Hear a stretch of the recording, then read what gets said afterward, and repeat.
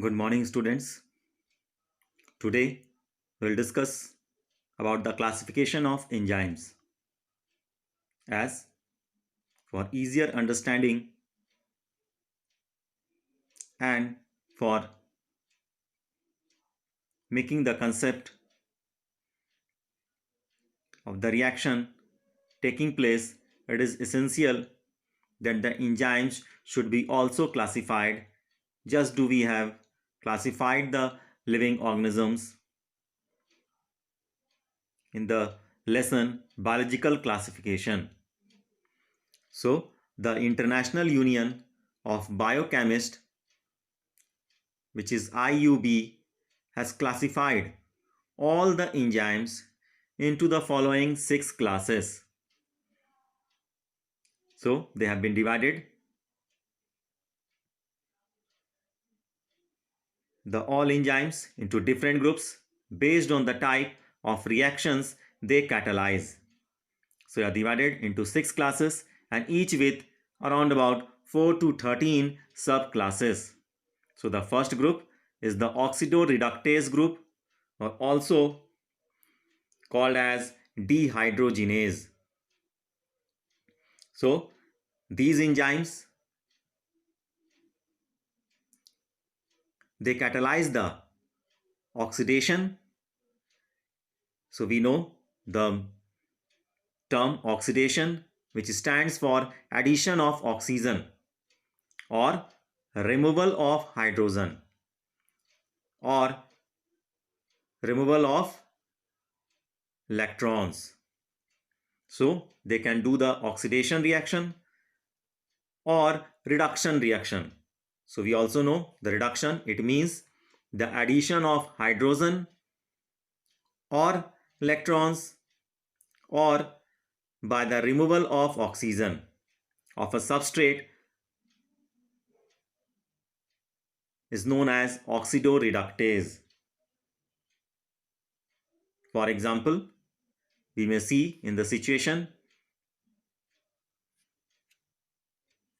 in this case, we may observe the reactants, suppose the S is in reduced form and the S prime is in oxidized form. As the reaction proceeds, in the presence of enzyme oxidoreductase, the S, it would be oxidized and S prime, it would be reduced. So we may say that it is a type of redox reaction. Now the second group, the second class of enzymes is transferases. As the name suggests, these enzymes, they catalyze the transfer of a group, but that should be other than hydrogen between a pair of substrate. For example, in this case, S, and it is a group G associated to the molecule S, and it is being reacting with the S prime. In the presence of the enzyme, the G group would be transferred to the S prime group. For example, the phosphofructokinase. In the transfer of fructose 6-phosphate to fructose 1,6-diphosphate. For example, in the cellular respiration, within the steps of glycolysis, there do we have to discuss that the enzyme phosphofructokinase, it helps in the transfer of the fructose 6-phosphate to fructose 1,6-bisphosphate. So, in this case, the transfer is taking place other than the hydrogen atom. Now, the third class is hydrolases. As these enzymes, they catalyze the breakdown of larger molecules into smaller ones with the addition of water. For example, amylase catalyzes the hydrolysis of starch. So, the catalyzing hydrolysis of ester, ether or peptide or glycosidic or carbon-carbon bonds or carbon halide or phosphorus nitrogen bonds that do takes place by the class of enzymes which are hydrolases. For example, the cellulose is hydrolyzed in the presence of dilute HCl into D-glucose, or the amylase, it catalyzes the hydrolysis of starch. That do we know? Within the salivary glands, the salivary amylase which is released, it helps in the conversion of the starch into simpler forms. Now the fourth class is lyases. As these enzymes, they catalyze the breakdown of larger molecules into smaller ones without the addition of water. So lyases, they do the removal of groups from substrates by mechanisms other than hydrolysis, leaving double bonds. For example, in this case, we may observe carbon-carbon, two carbon atoms are linked, one X group is linked to the first carbon atom, the Y group is linked to the another carbon atom. With the help of the enzyme lyases, we may transform it into double bonds, thus removing of the group from the substrates by the mechanisms other than the hydrolysis and leaving the double bonds in between the two carbon atoms. So, for example, the fructose 1,6 bisphosphate in the presence of enzyme aldolase, it gets transformed into glyceraldehyde 3-phosphate and dihydroxyacetone 1-phosphate in the glycolysis. So, within the cellular respiration, in the steps of glycolysis, at the particular step, the fructose 1,6 bisphosphate is converted into glyceraldehyde 3-phosphate and dihydroxyacetone 1-phosphate.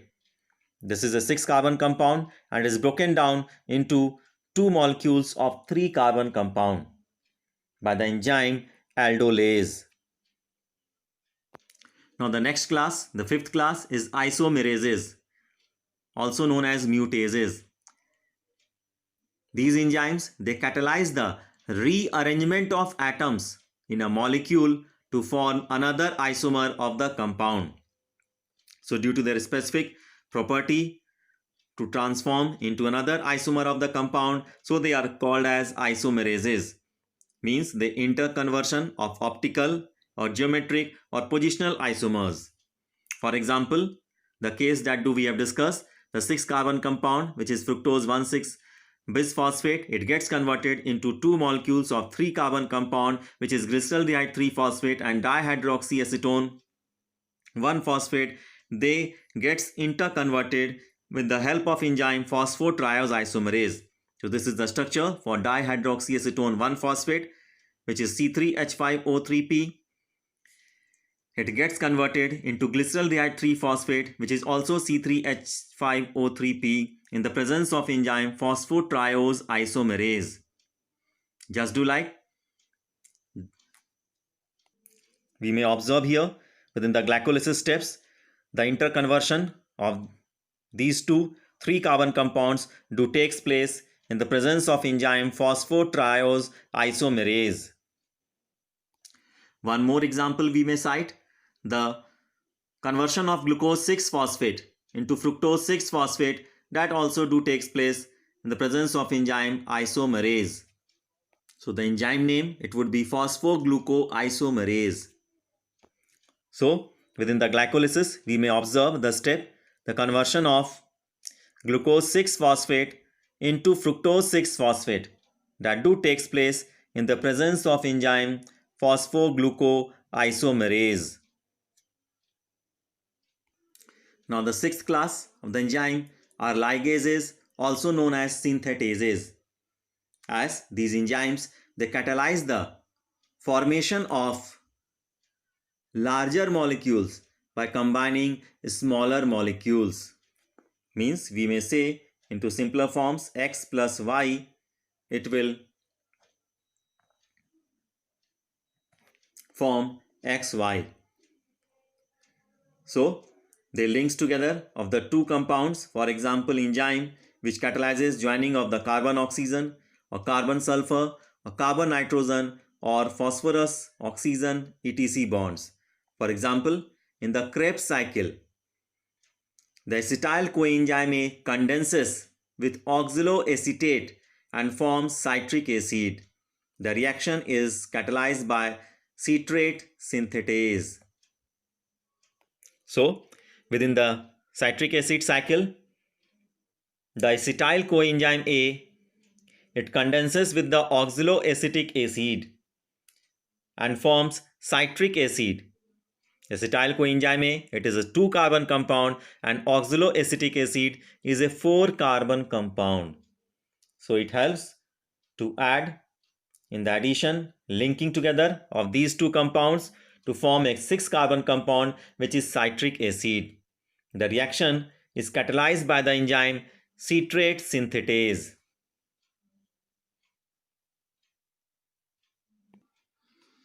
Now we'll discuss about another aspect, which is cofactors.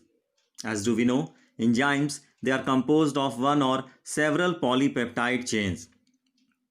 We have discussed in the initial part that almost enzymes, they are made up of proteins, but there are certain exceptions in which we can say the enzymes, they are non-proteinaceous in nature. So we can say upon that the enzymes which are made up of only proteins, they could be categorized as simple enzymes. Whereas there could be another group in which along with the protein some other non-proteinaceous parts are present. So those non-proteinaceous parts are called as cofactors.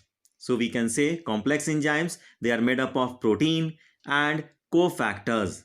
These are the non-proteinaceous parts. As the complex enzymes, they are also called as holoenzymes, and as the protein part of the complex enzymes is called as apoenzyme, which is in inactive form. When it combines with the cofactors, it gets transformed into active form, and then it forms the holoenzyme, which is the active enzyme. For example, we may consider this is a situation of complex enzyme in which they are made up of protein, which is the inactive state, in the inactive form, and after the addition of the cofactor, which is the non-protein part, it gets activated and it forms the active form of the enzyme, which is called as holoenzyme or complex enzyme. As do we know, the substrates, they are the substances upon which the reaction of catalysis do occurs. So as when these protein parts, they get combined with the non-protein parts, then they do get activated so that they may form the active sites and they may be able to catalyze the reactions upon the substrate. 3 kinds of cofactors may be identified, which are prosthetic groups, coenzymes, and metal ions.